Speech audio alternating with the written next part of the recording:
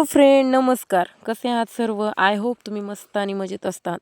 तर इकडे बघा, मी आले होते आंबेजोगाईला. हा व्हिडिओ आहे पाडव्याच्या आधीचा. आज टाकत आहे मी. तर तुम्हाला प्रश्न पडला असेल कुठे चाललीस? तर पाडव्यासाठी अनुष्काला, दादाला ड्रेस घ्यायला मी आंबेजोगाईत आलेले आहे आणि मी स्वतःला काही घेतलेलं नाही. पण मी माझ्या मुलांना कधीच काही कमी पडून देत नाही. तर अनुष्कासाठी ड्रेस बघत होते. दादासाठी ड्रेस ओके घेऊन ठेवलेला आहे. खूप छान. अनुष्काला असे ड्रेस आवडत नाही आहेत, त्यामुळं नको नकोच म्हणत होती. नंतर काय घेतलं पॅन्ट शर्ट आम्ही. हा ड्रेस नकोच म्हणली, वाकडं तिकडं तोंड करत होती. पण मला लेकराच्या आनंदात माझा आनंद आहे. प्रत्येक कुठलाही सण न चुकता मी मुलांना कपडे घेते.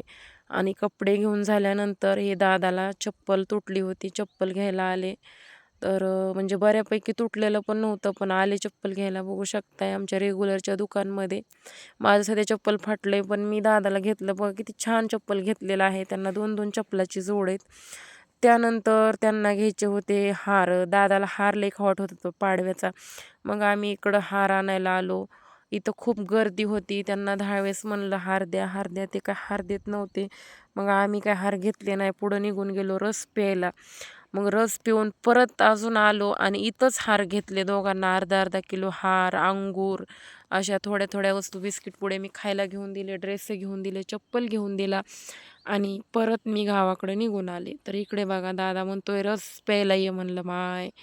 तर बघू शकता या थंड-थंड रस प्यायला उसाचा. तर माझी तब्येत बरी नसल्यामुळं आणि माझ्या फोनला चार्जिंग होत नसल्यामुळं व्हिडिओ येत नाहीत. काय करावं काही समजत नाही आहे मला.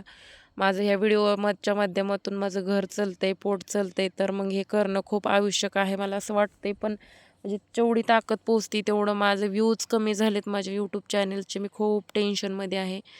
तर नंतर मी घरी आले. दुसऱ्या दिवशी सकाळी उठले तर बघा इकडं आईनं पाडव्याची जोरात तयारी केलेली आहे. आई करत